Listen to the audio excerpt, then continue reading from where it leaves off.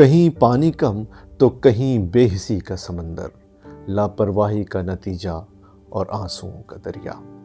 لوگ زندہ جل جاتے ہیں اور وقت ہلکا سا مرہم لگا کر آگے بڑھ جاتا ہے، لیکن سانحہ یوں کہہ لیجئے کہ جن پر گزری ہوتی ہے قیامت، ان کے لیے یہ زندگی بھر کا روگ بن جاتا ہے۔ کئی سوختہ لاشیں بدقسمت گل پلازہ سے نکال لی گئی ہیں، مگر درجنوں مظلوم ماؤں کے لال اب بھی لاپتہ ہیں۔ سانحہ بلدیہ تو شاید ماضی بعید کا قصہ ہو۔ کیا آپ کو عائشہ منزل کے قریب عرشی شاپنگ سینٹر میں لگنے والی آگ یاد ہے؟ 2 ہی سال گزرے ہیں اس واقعے کو۔ کسی بھی وجہ سے وہاں آگ لگی ہو، مگر اس آگ کے نتیجے میں 3 افراد اپنی زندگی کی بازی ہار گئے تھے۔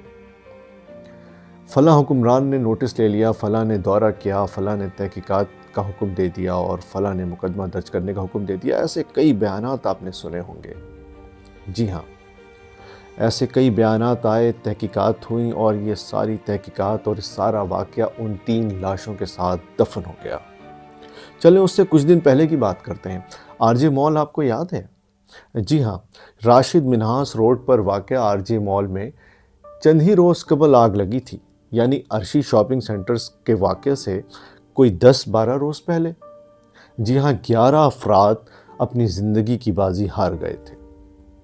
جی ہاں، اور کچھ لوگوں کے خلاف مقدمہ بھی درج کیا گیا، جو غلط تعمیرات کی اجازت دینے والے اداروں کے خلاف مقدمہ درج کیا گیا، مگر وہ مقدمہ بھی کہیں فائلوں میں دب گیا۔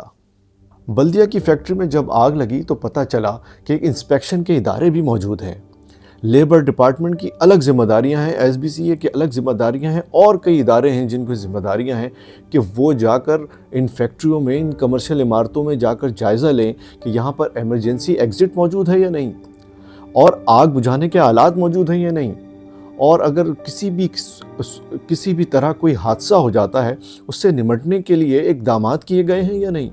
یہ ادارے سب موجود ہیں۔ کبھی آپ نے سول ڈیفنس کا نام سنا ہے؟ سول ڈیفنس نامی بھی ایک ادارہ سندھ میں موجود ہے۔ جی ہاں، اور اس کا سالانہ بجٹ 3.5 کروڑ سے زیادہ ہے۔ یہ ادارہ کہیں آپ کو نظر آئے تو مجھے بتائیے گا۔ اس کی بنیادی ذمہ داری یہی ہے کہ کوئی آفت آئے، کوئی حادثہ ہو یا کسی بھی قسم کی کوئی مشکلات پیش آئیں شہریوں کو، تو یہ ادارہ وہاں پر کھڑا ہو اور ان کی مدد کرے۔ یہ ادارہ کہیں نظر آئے تو مجھے بتائیے گا۔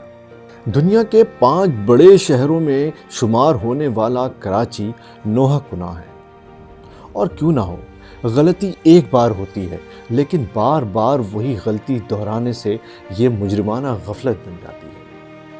اور یہاں پر جرم صرف حکومت یا شہری انتظامیہ کا ہی نہیں، ہمارا بھی ہے۔ یعنی ہم بحیثیت شہری کیا اپنی عمارتوں میں اس بات کا جائزہ لیتے ہیں، اپنے دفاتر اور فیکٹریوں میں، کہ یہاں پر پراپر انتظامات موجود ہیں؟ اگر آگ لگ جائے تو یہاں پر نکلا کیسے جائے گا؟ کیا آگ بجھانے کے آلات موجود ہیں؟ کیا ایمرجنسی ایگزٹ موجود ہے؟ ہم مظلوم اور بدقسمت متاثرین گل پلازہ کے دکھ کو شاید سمجھ بھی نہ سکیں، جن کی شاید ابھی لاشیں بھی نہ ملی ہوں، ان کے گھر والوں کا دکھ بھی ہم نہ سمجھ سکیں۔ مگر کبھی آپ گل پلازہ میں گئے ہیں تو آپ نے یقیناً دیکھا ہوگا کہ ان تنگ راہداریوں میں چلنا بھی محال تھا، دم گھٹتا تھا کبھی اگر رش ہو جائے تو، اور عموماً وہاں رش بھی ہوتا تھا۔